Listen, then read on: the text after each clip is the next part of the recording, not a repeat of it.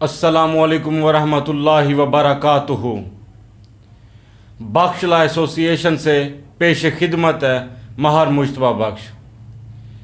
پیارے دوستو، آج میں آپ کو جو ہمارے سول سوٹس ہیں، جو ہمارے دیوانی مقدمے ہیں، ان کے مراحل بتاؤں گا کہ یہ کورٹ میں کس طرح جاتے ہیں اور آگے سٹیپ بائی سٹیپ یہ کس طرح سے آگے پروسیڈ کیے جاتے ہیں۔ تو سب سے پہلے سول سوٹس ہوتے کون سے ہیں، یہ میں اپنی پچھلی ویڈیو میں بھی بتا چکا ہوں۔ یہ دیوانی مقدمے ہوتے ہیں، مینس کہ جو سول سوٹس ہیں وہ پارٹیز کے درمیان، پرائیویٹ پارٹیز کے درمیان، دو پرسنز بھی ہو سکتے ہیں، 4 پرسنز بھی ہو سکتے ہیں، ان کے درمیان کوئی اگر ڈسپیوٹ ہوتا ہے، مینس کہ کسی زمین پہ، کسی زرعی اراضی پہ کوئی پیسوں کا لین دین ہے، تو اس طرح کے جتنے بھی سوٹس ہوتے ہیں، مقدمے ہوتے ہیں، وہ سول سوٹس کہلاتے ہیں۔ تو اب چلتے ہیں ٹاپک کی طرف کہ سول سوٹس کے جو مراحل ہیں وہ کس کس طرح سے ہوتے ہیں۔ تو سب سے پہلے سول سوٹس دائر کب ہوتا ہے اور کیوں کیا جاتا ہے؟ جب بھی کوئی مسئلہ مسائل، کوئی لین دین میں، کوئی حساب کتاب میں، یا کوئی زمین کا جھگڑا ہو، تو اس میں ہم سول جو دیوانی مقدمہ ہے وہ ہم دائر کرتے ہیں عدالت میں۔ سب سے پہلے ہوتی ہے کاز آف ایکشن ہونا چاہیے۔ سب سے پہلے نمبر پہ کاز آف ایکشن ہونا چاہیے کہ جو ہم کیس یا کوئی مقدمہ اگر عدالت میں لے کے جا رہے ہیں تو اس کی کوئی نہ کوئی وجہ لازمی ہونی چاہیے کہ آیا کہ مسئلہ کیا ہے۔ دوسرے نمبر پہ ہم جو وجہ ہوگی وہ ہم لکھ کے ایک فارم میں وہ ہم عدالت میں دائری کرتے ہیں۔ یہ جو سول مقدموں کی دائری ہے یہ سینئر سول جج کے پاس کی جاتی ہے۔ سینئر سول جج جو ہے وہ پوری فائل کو ایک دفعہ تھرو آؤٹ چیک کر کے تو وہ اپنے جو نیچے ججز ہوتے ہیں، سول ججز ہوتے ہیں، وہ ان کو مارک کر دیتا ہے۔ اب ان کو مارک کرنے کے بعد یہ فائل جو ہے وہ سٹیپ بائی سٹیپ آگے کس طرح سے چلتی ہے ججمنٹ تک یا آگے اپیل تک۔ تو سب سے پہلے کاز آف ایکشن ہو گیا، اس کے بعد دائری ہو گئی۔ تیسرے نمبر پہ ہے فرسٹ ہیئرنگ، کہ پہلی دفعہ جو ہماری سماعت کی جائے گی۔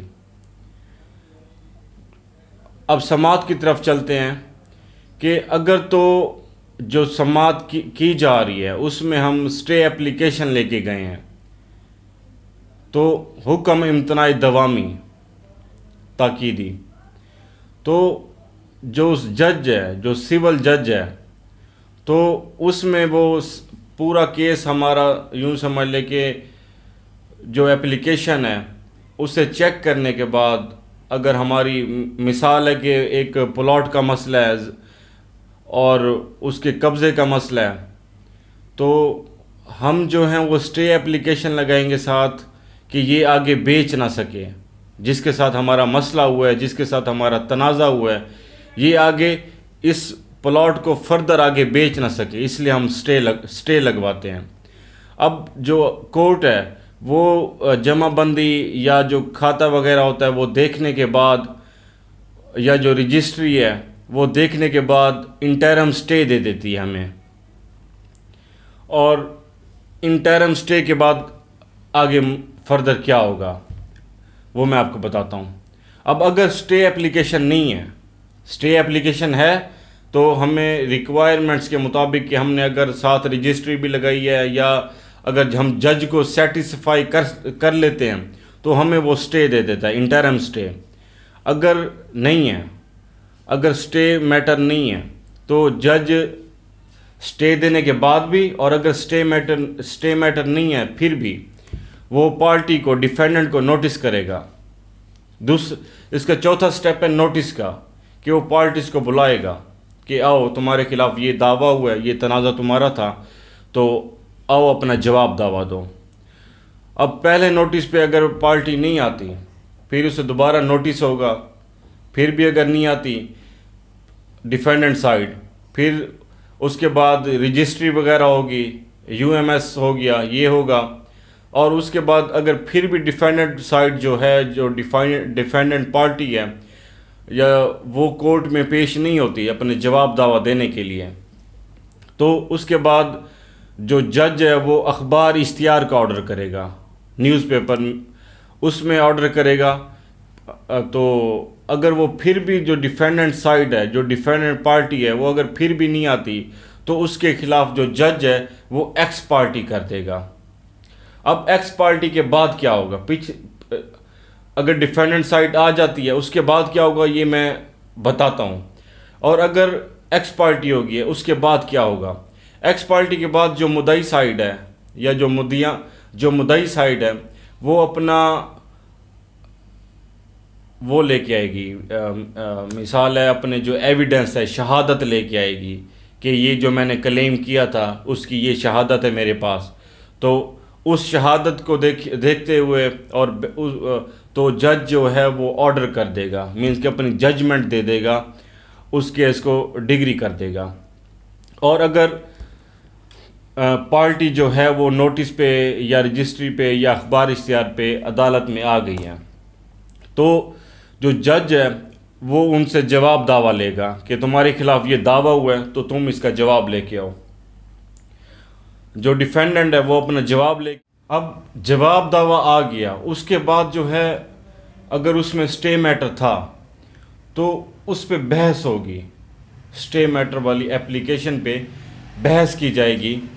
اور اگر جو مدعی ہیں وہ اپنے کیس کو سٹے کی حد تک ثابت کر دیتے ہیں تو اس کے بعد جو سٹے ہوگا وہ تا ججمنٹ، مینس کہ فیصلے تک سٹے لگ جائے گا اس چیز پہ.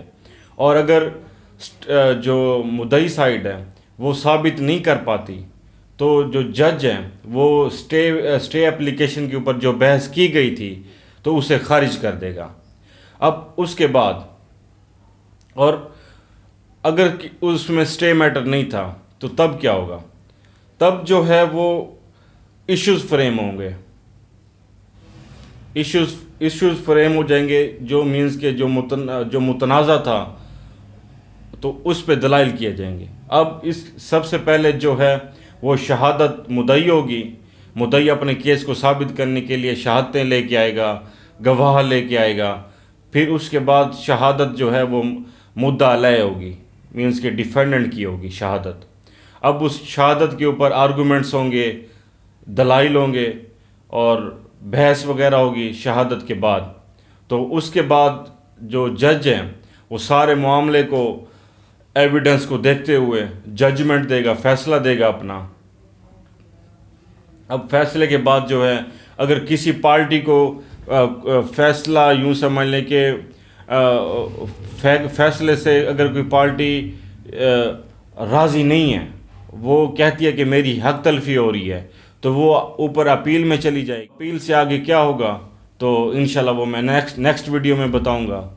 تو امید ہے کہ جو میں دیوانی مقدمے کے، دیوانی دعوے کے جو میں مراحل بتا رہا تھا اپیل سے پہلے تو وہ آپ سب بھائیوں کو سمجھ آ گیا ہوگا. تو اگر کسی بھائی کو کوئی بھی مسئلہ ہے، کوئی بھی کنفیوژن ہے، تو وہ مجھے کسی بھی ٹائم، میں اپنا ویڈیو میں نمبر دے رہا ہوں، کسی بھی ٹائم مجھے واٹس ایپ کر سکتا ہے، کال کر سکتا ہے، تو انشاءاللہ میں رسپانس دوں گا. تو مزید اس طرح کی ویڈیوز دیکھنے کے لیے میرے چینل کو سبسکرائب کریں، لائک کریں، شیئر کریں اور مزید آگے دوستوں تک پہنچائیں، تاکہ جو پاکستان کی بھائی ہیں، پاکستان کی عوام ہیں اور جو ہمارے مسلمان بھائی ہیں، مسلمان دوست ہیں، وہ اس کو سنیں اور رہنمائی ہو، تاکہ ہر انسان کو پتہ ہو کہ ہمارا جو لا ہے ہمیں کس طرح سے پروٹیکٹ کر رہا ہے. تو اس کے ساتھ مجھے اجازت دیں. اللہ حافظ.